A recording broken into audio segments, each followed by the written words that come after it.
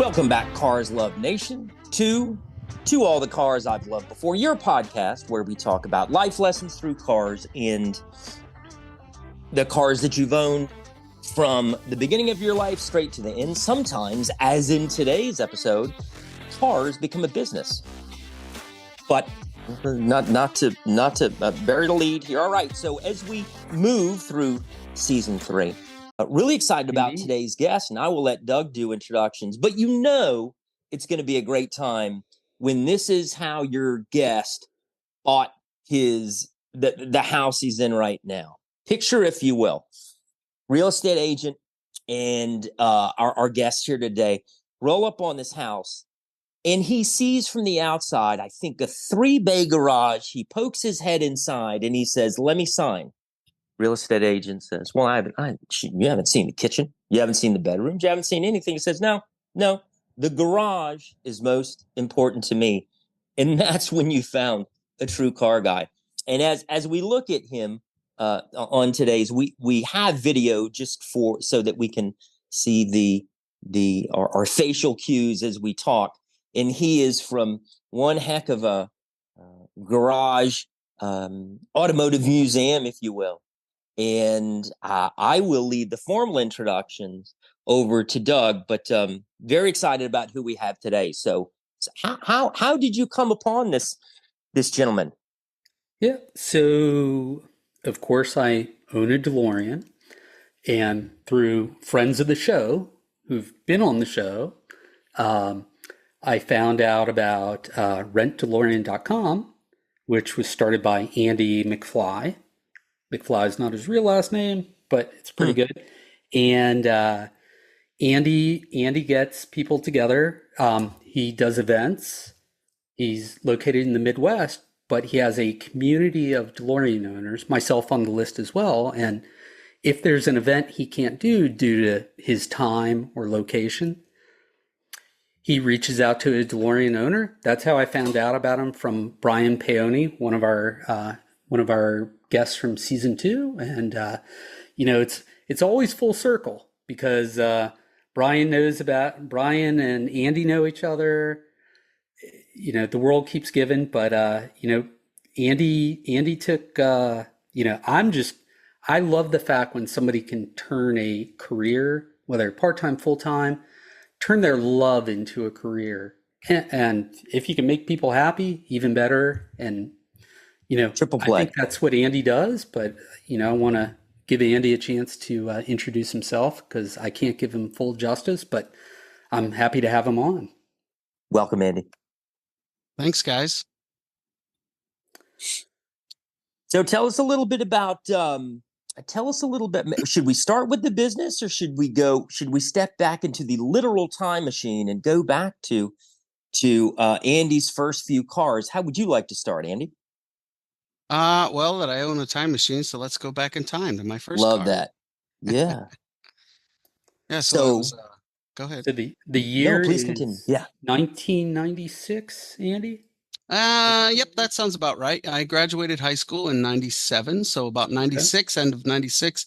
I got a job at a grocery store. My mom would take me back and forth until I hit about 18. I got my permit when I was 16. Took my time until I was about 18, got the actual license. So I got the hand-me-down 1985 Chrysler LeBaron. LeBaron, cool. And that was my first car as a late teenager. And that car taught me some things, because it had some holes in it and it needed some love. But being that I knew that I needed to get back and forth to work, back and forth to my friends, whatever, I learned how to change oil, keep your eye on the tires, and little maintenance things like that. So that car, it was a clunker. My house that I grew up in was kind of on the top of a hill. Yeah. And sometimes, you know what? It didn't feel like getting up that hill, so literally I had to, gun it to get up some of these hills and stuff. But I learned a lot from that car. That was a really cool car. In fact, it was, like I said, it was my first car, and I was a big comic book hero fan. So this was back in the American Online days when you hung out with your friends and then you came home and you logged on to American Online and everybody had their own little their fake name or whatever. So I was the Yeah. Flash, The and I painted on that side of the car. I would never do this today as an adult, but when you're a teenager, whatever. So I painted the Flash symbol on the side. So my buddies and we always called it the Flashmobile. Nice. You So, know, so the artistic streak in you and a bit of the it rebellious came streak out. in you comes out early. Yeah, I Yep, like yep. that. Yep. Now, So that car got me from point A to point B. I remember my first job at a grocery store, and then they, paper plastic, and apparently I was too good at that. So I remember one day the boss came and said, hmm, "We're putting you in the meat room." So I, worked in the butchers and stuff, and I was basically their cleaning guy. I had to go in after school. I went to school and then straight to work. But that car got me back and forth, from home. And then Saturdays, I remember it was 6 a.m. was starting time. So I don't remember if it had a heater or not. If it did, it didn't work. But in the winters, in Pennsylvania, it was cold. right. It was cold, So I was just happy in the morning that it started, And you that's, know. yeah, that's what I was thinking when you said, and you've really been all over the United States, kind of crisscrossing back and forth. But when you said Pennsylvania and iffy Pittsburgh, heat, Pennsylvania. Pittsburgh. yeah, right. Mhm. And now I've also heard a rumor that maybe this car had the option package that didn't include a floorboard, or So the passenger side, I remember if I wanted to see the street, think Fred Flintstone here, I would lift up the carpet and boom, there was a big hole, and I literally sometimes I've had the thought that, if I can't make it to my house, I might literally have to put my foot through the floor and push, but little, luckily yeah, it never came to Or that. or at least if you had a date, the date could help, right? Just be careful, honey. Don't put your Yep. foot no through the such floor, thing as a free ride, my dear. Right. Yeah, Nope. yeah. And So where did this and car come from? Oh, I'm yeah. sorry. Go ahead. No, go ahead. It You're was my father's mother's car. So she Gotcha. okay, was grandmother. probably getting a new car and stuff. So it was kind of a hand me down. So I think my dad threw $300 for this car that just, again, your first car, I got to know what a dipstick was. Yeah, I yeah. figured out where to put the gasoline. It was not kids today. They've got all the bells and whistles and they don't realize how important it is to understand that there's no such thing as wiper or what do they call blinker fluid. You ever see Yeah. those jokes that float? You go in and ask for new blinker fluid. When you have an old car like that, you learn a lot about cars. There's a lot more than just putting your foot on Yeah. the gas. There's a lot more that goes on. And why is $300? I bought either bought or had bought it. $300 was the magical price in the 80s and in maybe early midnight. What is with that? Hmm. That's a good Not one question. for I price don't know. controls, Ask but my there you dad. have it. Yeah, Yeah, yeah. It yeah. was just, hey, we're gonna give you this car and whatever. It's Andy's first car, so good luck. Yeah. That was my first one. And 300 sounds a lot Flashmobile. better than 299. So Sure. Yeah. right. So that was Right. the first car. Had that for And years. what happened to that car? I think there's an interesting story, and maybe it ties into the Flash. I don't know. So from what I could recall, my mother's mother was selling her car. It was a little bit better. It was an 89 um what was it? An 89 what did I write in there? Buick Buick. Buick Century, that's what it was. Yeah. Sky So it was a blue. little bit sky blue. So it was a little bit of an upgrade. The windows actually had power windows. So we got rid of the old car. I was constantly having to pour oil in it and keep it, just keep it going. So I think my dad must have just sold it to somebody he knew, or I can't remember Mhm. exactly all the technicalities of it. But he found out about a month later that the gentleman who bought it off of him, probably for $100, $200. I can't remember exactly how much he sold this thing to him. He found out about a month later. I think the guy took it to let's say an O'Reilly's or something, and the teller said, "Excuse me, sir, your car's on fire in the parking lot." So he looked out, and It Mm. already had just so I had already kind of washed my hands of the thing, but it was like I said, it was a clunker, So I was living it up in the '89 car with the power windows and Power stuff, and I windows. took that car to college. Nice. Yeah. At least that car had the good sense to self-immolate once it had left your garage. Thank Yeah, goodness. yeah. Yeah. It was a flash fire sale, if you will. Flash, there you go. Dum dum. And but the Buick lasted you some time in college, Yeah, right? it Yeah. it introduced me to what cars are made of and stuff. Mhm. So I and it's a shame back in I don't have a lot of pictures of it, but Mm. I wish I would have taken more. I mean, it was a fun car. It was an old. The interior was red, like velvet. The The 85. velour. Yeah, it Oh was just, yeah. and so I had a CD player that was detached. So if I wanted Hmm. to play CDs, I had to use the cassette to put it into the cassette player with the wire that's connected to the CD player. So I thought it was pretty cool. Listen to my old, early It, '90s bands. oh yeah. Every time Antique I hit a media. bump, it would skip. Yeah. It would skip. But I remember I used, just tape or something to just kind of keep it in the center console, so I was taking a turn or whatever and it would skip. Resourceful. Resourceful. Yeah. So That's what we had to do back then. yeah. Yeah, So yeah. go ahead.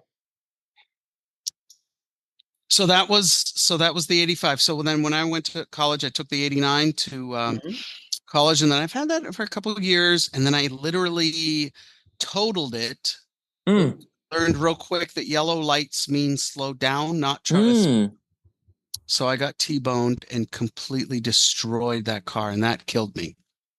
No, I mean, sorry, it didn't literally kill me, but it hurt that I was carless. I was living on the Penn State campus, so the my parents are like, "Well, you're carless, like not our problem," Wow. So I had to bike everywhere I went. So I lived off campus, so I had to bike back and forth to college, campus, Penn State, and I remember I worked all throughout my college career.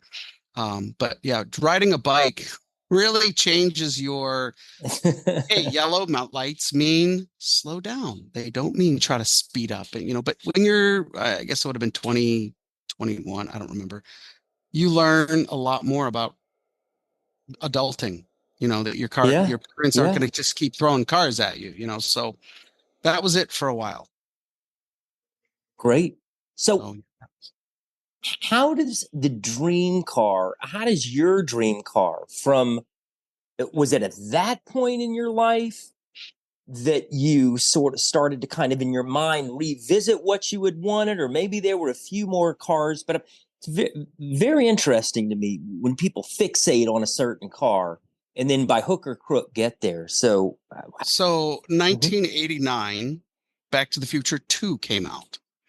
And I remember seeing it in a drive-in movie theater. And so I was about 10 years old, and I realized I need to own one of those cars someday. Hmm. And when you're a 10-year-old, you can dream big, but you don't realize there's money attached to the dream.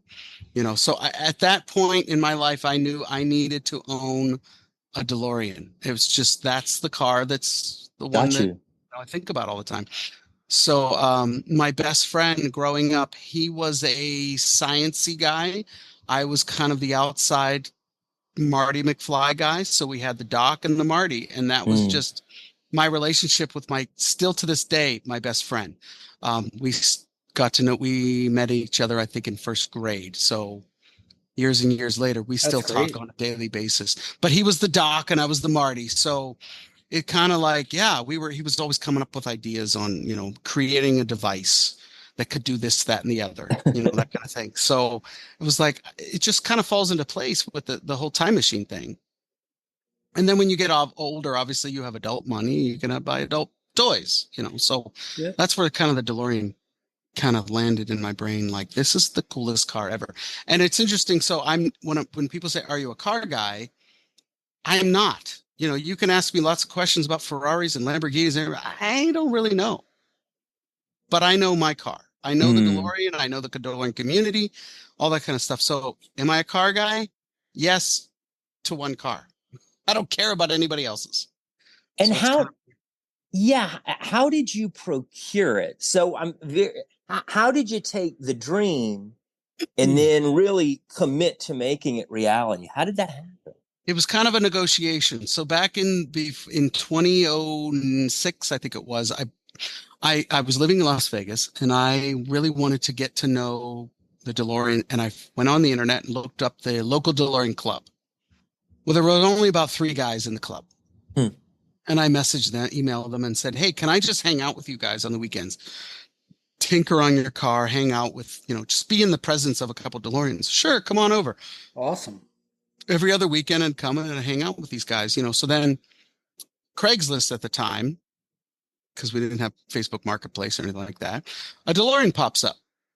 These guys send me a message, Andy, you need to get this car. Now, this is pre-marriage, I'm living in a hotel, or not hotel. I'm living in an apartment. I'm a school teacher. I'm not making any money, but I got to get this car. The guy said, yep, let's do it. So I got this car. I had it for about a year, DeLorean. And I felt like I was in over my head financially. I could not keep up with this thing. And one of my friends at the time was having a birthday party, and it was in January, I think it was. And he's like, yeah, come to we're all meeting here. So I, of course, got to bring the DeLorean down. And at the time, I was using my credit card to fix this, to fix that, fix this, whatever. I bring the car down and it's cold. And I brought it to this birthday party and I open up the door and the handle cracks off in my, because it's plastic, and cold and plastic don't do well. Yep. And at that point I thought, all right, well, there's another thing I need to fix. Came home, realized it was $300 some just for a handle. You can't buy one. You got to buy both, left and the left and the right. And that was the decision. It was like, well, you know what? I can't afford this. I'm going to get myself into more and more debt. So that's when I put it up to sit for sale. Sold that car, and it hurt, when the truck came and it brought it over. Sold the dream. On and it went actually to, if the owner is still out there, he lived near Allentown, Pennsylvania. So this was in Las Vegas. So the truck, it wasn't a FedEx truck, but some kind of a big car hauler truck came, took it away and left. And I just thought, a piece of my heart just gone. But you know what? The dream was still inside of me. So a couple years later, another one popped up, and actually that original club that I started hanging out with, the guy that ran that club, this was his car. So this car was the car that's sitting behind me is the car that I first sat in. I never sat in a DeLorean before. First DeLorean. His car was the first car that I ever got to sit in. And just like many other DeLorean people that get in their car for the first time, I got in, sat in. Oh, I love this thing. I got out, banged my head really hard on that. Yep. Been there. Never did it after that, because I learned my lesson. But he put it up on his Facebook and it said, time to say goodbye one evening. And I thought, whoa, because his car was beautiful. I mean, he worked on it every single weekend. You knew the car really well. I knew that car, and I knew the owner, and I knew that he took care of it. Because many DeLoreans, they sit for years and years and years, and everything's rotting. No, I knew that this car was good. So, I messaged him up, and I said, what's happening? He's like, well, I'm moving. I'm getting married. I'm kind of, I'm over it, kind of thing. And I thought, well, so we talked, and I said, let's keep it in the family, the friendship world kind of thing. So at the time I was married, I told the wife, I said, I'm really thinking about getting this. However, I'm not going to just buy a DeLorean to drive around and look cool. I want to start a business with this. So I kind of proposed to her that this wouldn't just be a car that's going to sit and look cool with, but it's going to actually be a business. So that's when I kind of thought, I can rent this out. I can rent this out to 80s parties, birthday parties, corporate events, whatever, big parties, events that happen today are 80s parties. When I was growing up, a lot of people were having 50s. Now everything's 80s parties. So what's the icon of that era of the car, the DeLorean? So I thought I can start to try to, so I started looking for every car show that I could find in Las Vegas, free car shows, just to get my name out there. Just to kind of get a name for myself. I showed up to some scary car shows, like biker car night, biker night, and some rough stuff, and I didn't have, it wasn't all time machined up. It was all stock DeLorean. So as an art teacher, I just had to use what I had. And I grabbed some pool hoses and some cardboard. I mean, it was janky. It was really just scary. But you know what? That's all I had. That's all I had to work with. So try to make it look a little DeLorean time machine, because that was my thing. I loved Back to the Future. A lot of guys out there, some guys, they buy the cars because they look sexy. That DeLorean looks sexy without the whole lights and sounds and whistles and all that kind of stuff, which is totally fine. But when you take it to the gas station, people aren't going to ask about the gull wing doors. They're going to ask, where's the flux capacitor? So that question came up so much that I thought I need to make this into something that looks like something from Back to the Future. Well, that's so interesting that you have made this car. You make your living by your art. And this is a piece of performance art. I'm looking at it right behind you. It is a striking. It totally is.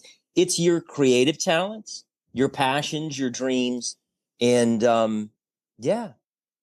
So as a teacher, I'm also a bit of an actor. You have to get up, you have to perform in front of students and all that kind of stuff. So I'm an art teacher. I teach K through 5. So that's 5 to 6-year-olds up until about 10, 11-year-olds. So when I am teaching in front of kids, you're an actor. So with this, when I do events, not all the time, but I love doing Doc Brown. I will get up in front of people, and just recently I did Back to the Future, the musical, came through Minneapolis, and they were here for 2 weeks. So for 3 different times, I was able to bring the car down and perform in front of the public. I have the Doc Brown outfit with the hair and all that. And great Scott, what are you doing over there? That kind of thing. So I enjoy that because in our community, there was a man, his name was Paul Nye, passed away almost a year ago, I think. I can't remember.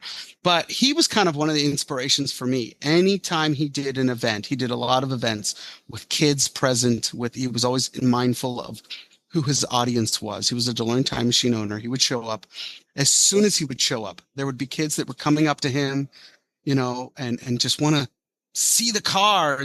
And Paul got out, and he was Doc Brown.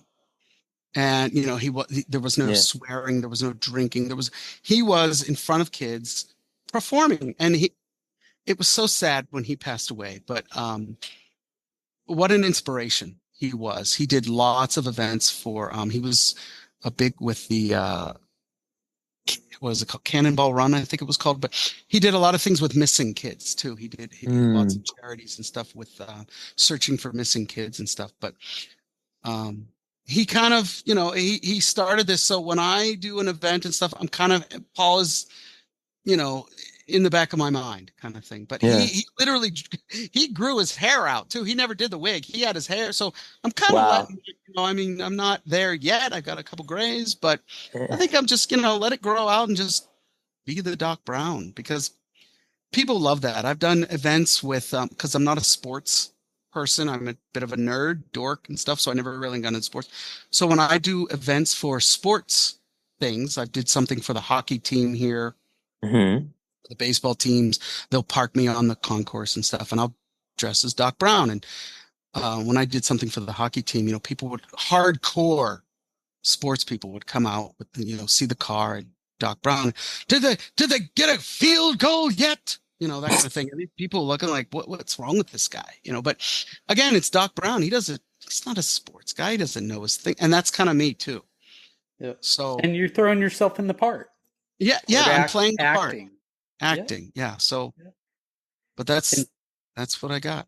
Is there a, you've, how long have you been doing the Rent Delorean? Officially 2012. Okay, that's what I thought. Yep. My first car, I did a couple of events here and there, but I didn't really know the DeLorean community yet. So I started reaching out to the community to try to rent out their cars, because, there's nothing like getting your car out in the public eye and getting a little money for it. Yep. I've gotten a lot of flack sometimes through some community members who think, oh, you charge for somebody sitting in your car. Well, you know what? It's nice to do what you love, but it's also nice to be able to pay that electric bill. Yep. You And it helps Well pay for put. parts. Yep, parts, Yep. everything. It does, Yep.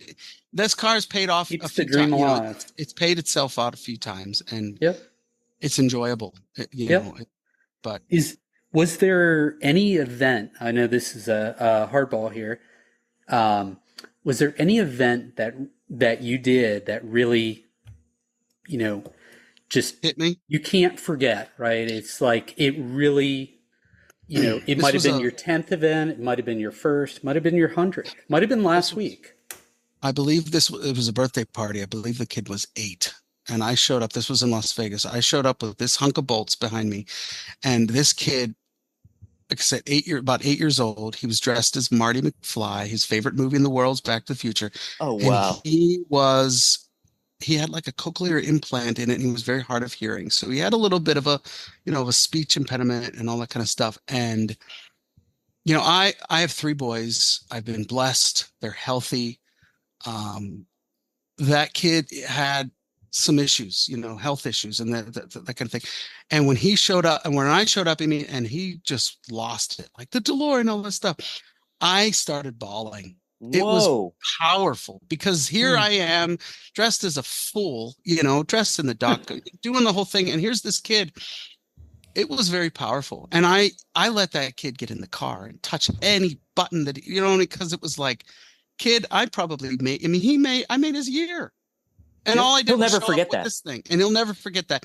And I still have his photos with me. And this was, like I said, good Lord, this had to be about 2013, 2014. And that was one of the events that I will always stand out because, I made his parents happy. But those are the kind of events that are huge. I don't even remember what I got paid. I Yeah. don't even remember if I did get paid. I don't really care. But that was Man, a big deal. Yep. powerful. And Powerful it moment. stuck with you. Yeah, And it really yeah, I did. know we put you on the spot, but yeah, no, No, I I probably have. said before, that first event I did, just seeing how happy people were, just to see the car, like in a line, I would have done it for free. It was so awesome. It Because just made my day. honestly, the trilogy, hands down, in my opinion, is the best trilogy ever written, and it's a movie that a teenager or a kid could watch today, and it still Yeah. makes sense. A kid goes back in time and hangs out with his parents. Like that's something kind of cool to think about. So it's not like it's a movie that you would watch today that'd be like, that aged terribly. Because there are Mm, a lot of 80s good movies point. like that didn't age well, but Back to the Future Yep. aged very well. The Yep. perfect story, perfectly Yep. told. And Yeah. Bob Gale came home, saw his dad in his dad's high school yearbook, and he's like, my dad was kind of cool. Maybe I could travel back. That's for the inspiration for That was the the inspiration. story. Yeah. Yeah. So And and the neat sorry. thing is, like, kids that this was an 80s movie, so you have adults now sharing them with their own kids, and then they get Yep. to see this, and that's what I'm doing with my own kids. We just Ditto. watched all 3 movies recently, and then I took them all to the Back to the Future the musical, and it was really cool to see your kids see, because they don't call this, my kids don't call this the DeLorean. They know it as the Dada car. They called it the Dada car. Mm. That's the car that they remember, is the Hmm. moment they could see. It was like this car's been in their life. So they don't know. They know a DeLorean, but they know Dada car. And they also know all the toys that I have and stuff are my toys. They don't touch those toys. They've They have their learned. toys and I have my toys. Oh, That is. man. Yeah. So, Is let's see, is doing all these events, and sometimes they're corporate events, sometimes they might be a Comic-Con, I'm sure. Have you met anybody from the original movies? So I've had Jennifer Parker, first Jennifer Parker, Claudia Yeah. Wells. I've given Yep. her in Las Vegas. I met her and I got her a ride in the car and stuff. We were doing a big charity event and that was kind of Awesome. cool. Yeah. This past summer, I finally got to meet Christopher Lloyd. So mm, Christopher Lloyd, many people don't know Christopher. I'm a Star Trek fan, big Star Trek fan. Ditto. Christopher Lloyd played a Klingon in Star Trek 3. Correct. So every year I try to fly to Las Vegas. When I lived there, I used to go every year. Now that I live in Minnesota, I try to go every year to the Star Trek convention. Christopher Lloyd was there this year. So I finally was able to meet him, but I didn't just meet him dressed normally. I love cosplaying as a Klingon, but this year I cosplayed as a Doc Brown Klingon. So I, Oh, as an art teacher, original. I made a headpiece, a Klingon headpiece, but I had white hair hanging out all over it. And then I walked around with a flux capacitor shirt, like a paper, and I would do the whole Doc Brown impersonations as a Klingon. And it was fun to see people get it. If you know that Mm. you know that, oh yeah, Christopher Lloyd played a Klingon in Star Trek 3. So when I finally got to meet him, it was one of those, okay, I got his autograph but I'll never forget when he looked up at me, because Christopher, I don't really know his age. He's up there. He looked at me like, what is wrong with this guy? Because I'm in full Klingon, white hair, the whole deal, but it was cool, to finally meet Christopher Lloyd, this guy that I impersonate all the time, that I do events, under the just thinking about him and stuff. I've never got to meet Michael J. Fox. I'm not in the right place at the right time. I think that would be awesome. Um, and I really love to meet Biff, Tom Wilson. I've Yeah. watched a lot of videos on him. He is just a great human being. And so I haven't, but Harry Waters Jr., he lives in Minnesota. And when I first moved here, he was the gentleman in Back to the Future 1 and 2 who sang Eartha Angel to everyone. So that actor actually lives in Minnesota, and I believe he's a professor for a theater school or something. So we did an event when I first moved here. I got the whole DeLorean club, Minnesota club, to do an event with him. So he's the other guy, and he was awesome too. Just super nice. I love when you meet an actor who knows that the only reason they're famous is because of their fans. So they're very thankful to meet the fans. So they're not standoffish or anything like that. But that's about all the celebrities that I've met. Yeah. Well, that's yep, fulfilling your dream in others, right? And then Yeah. meeting these people that they're part of your childhood, I've right? already told people, this is kind of morbid, but I already told people there's two celebrities that I know that I'm going to be taking a sick day for, just to kind of, I can't believe he's back. Christopher Lloyd is one of them, and William Shatner. When those And two well, go, then okay, I need a yep, day. I need a day of I've mourning. yep, I've thought the same about Bill. Yeah, So he's up yeah, there, but the man has been to space, so yep, he's awesome. yep, he's the captain for But yeah, sure. So as we conclude here, Andy, what's one thing you'd like everybody to know about your business that maybe they wouldn't think? when I meet a lot of young people, I'm around, in my profession. Past years, I've taught high school as well, and Yeah. I'll bring the car in and show them and stuff. And some kids think that what you see is impossible. And I go back to, like, how do you have that? How do you, all that kind of stuff. And I go back to the Back to the Future theme of, if you put your mind to it, you can accomplish anything. And that's really a true theme to live by, because if you're 17, 18 years I old and you like see that. something like this, you think, that guy must be a billionaire and all this kind of stuff. And no, I started collecting. I was a fan since I was about 10, 11, 12 years old. And I had it in my mind, I'm going to own one of those cars one day. And you just have to push on with that goal. Yeah. And now that I have it, it's like, okay, what else can I do with this thing? I don't want to just have it sit in the garage all day. I love sharing this thing. So as a side Perfect. note, so I'm also a Doctor Who fan. I have a Mm, Doctor Who Scooby. TARDIS outside of my house, and it's a little free library. So if you've ever heard of a little free library, No Yep. way. so when you open it up, there's a whole library in there, and then there's also a geocache. I don't know if you guys know what geocaching Yeah, is. Yes. absolutely. So when I put that up, a gentleman found me on the internet and said, "Hey, can we put a geocache in there?" And I said, "Sure. What's a geocache?" So him and I have become really great friends. We put this geocache in there. I have a camera in there where I can speak to people because people come to my house all the time just to geocache or get books.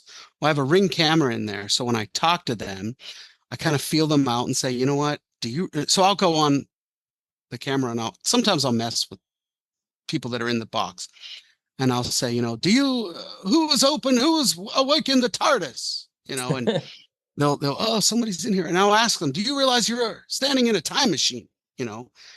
Yeah, okay, Doctor Who, whatever. And I ask them, would you like to see another time machine? And then I'll bring people over and they'll check out the garage. And I always ask, just give me some favorite points, because so far because of that, from last we checked, my TARDIS geocache has become Minnesota's #1 favorite spot for geocaching. Wow. Nice. So You are a marketing machine, my friend. I'm always trying. Yeah. ABC, always be closing. That's one of the things I learned. But I love entertaining guests. I've met so many strangers, so many complete strangers. But again, as a teacher, you have to become a people person. So you never know who's showing up outside.